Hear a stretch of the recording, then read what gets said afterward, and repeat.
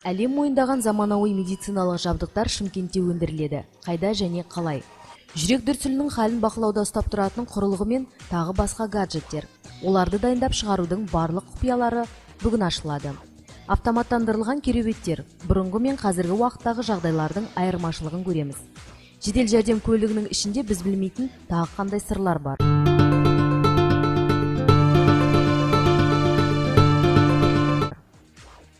Бүгін таңда медицина саласы новациялық ашылуларға толы екендігі жаңалық емес. Әлемде ойлап табылып жатқан емдеудің көптеген жаңа әдістерін, технологияларды, құрал жабдықтарды санасақ саусақ жетпейді. Алайда өз еліміз Қазақстанның Шымкент қаласында әлемдік дәрежедегі медициналық құрал жабдықтардың шығарылуы көпшілік үшін сүйінші жаңалық болуы мүмкін.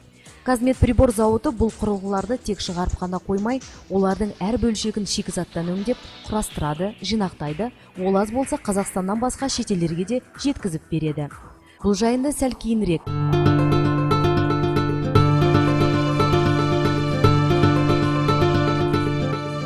Заманауи техниканың қайсысын ашып көрмейік, барлығына дерлік электр платалары орнатылады. Плата дегеніміз не деген сұрақ туатын болса, көз алдыңызға адам ағзасын елестетіп көріңіз. Адам бойындағы қан алмасу процестері тікелей жүрек соғысына тәуелді екені анық. Сол жүрек болмаса өмірдің де тоқтағаны. Ал плата құрылғыда жүректің рөлін атқаратын бөлшек десек те болады. Онда құрылғының жұмыс істеу сапасы, функционалдылығы туралы барлық ақпарат қамтылады.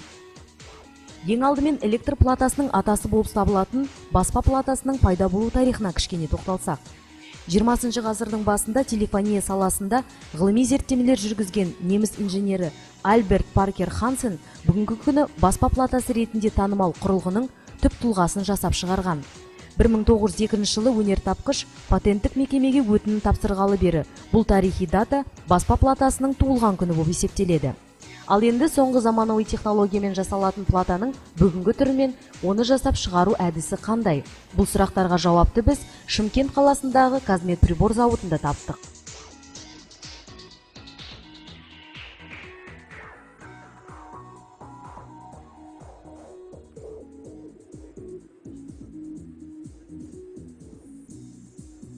Дайындалып қойған платалар автожүктегіш арқылы принтерге енгізіледі.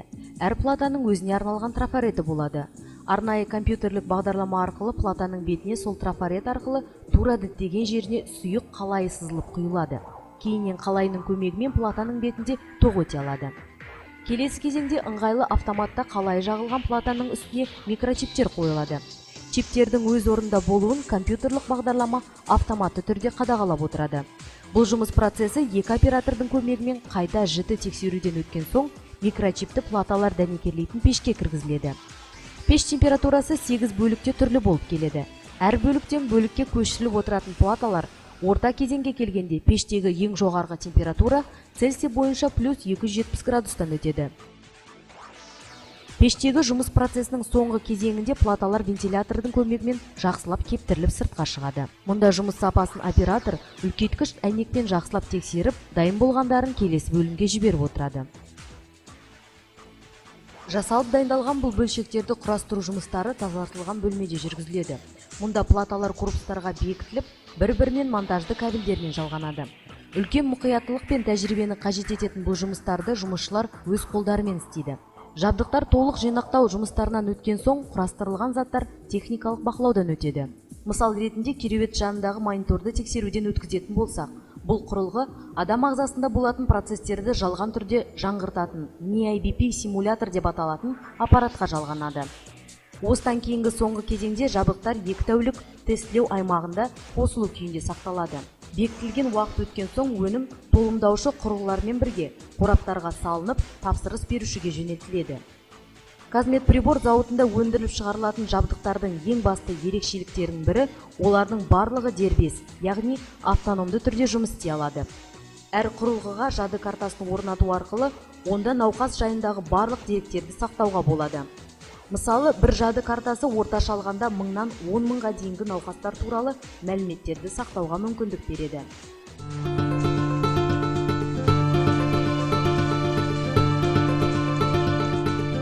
Қазақстан бойынша тек осы зауытта өңделіп шығарылатын бірегей жабдықтардың тағы бірі функционалды кереуеттер. Олардың мынадай кесек темірден әлемдік деңгейде жасалған керемет дүниеге айналу процестерінің барлығы да осы зауытта жүзеге асырылады. Алдымен басынан бастайық.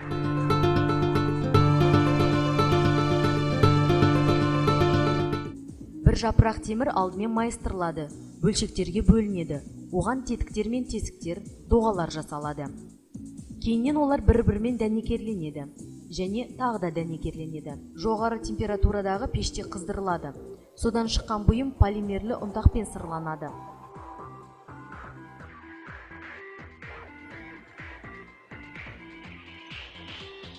Сырды қатыру мақсатында бұйым пеште тағы да қыздырылады.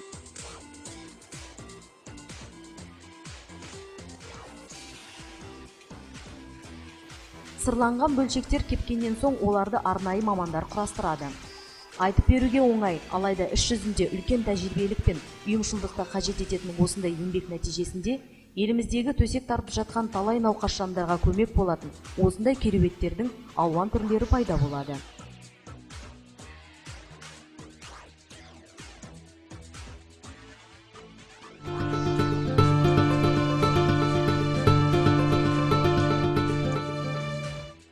Бұл зауыттың көпшілік біле бермейтін тағы бір ерекшелігі, ондағы өңделіп шығарылатын соңғы үлгідегі медициналық құрал-жабдықтар қала бойынша жедел жәрдем көліктерін 40%-ға қамтамасыз етеді.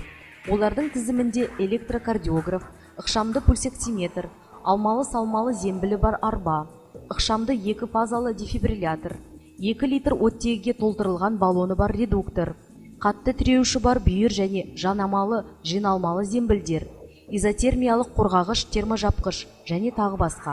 Аталмыш құрылғылардың көмегімен ауруханаға жеткізіп жатқан науқасқа жедел жәрдем осы көліктің ішінде көрсетіле алады. Кейбір ауыр жағдайларда науқас үшін әр секунд өмірін сақтап қалуға маңызды.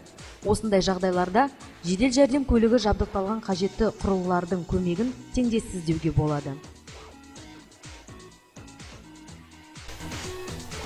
Денсаулық басты байлық. Тәуелсіз елімізде дені сау жандардың көп, ал медицина саласы қызметінің сапалы болуы жарқын болашағымыздың кепілі. Сондықтан осы салада өзіндік жаңартпалығымен және өнім сапалылығымен ерекшеленетін Казмед прибор зауытынан әлі талай инновациялар күтетін боламыз.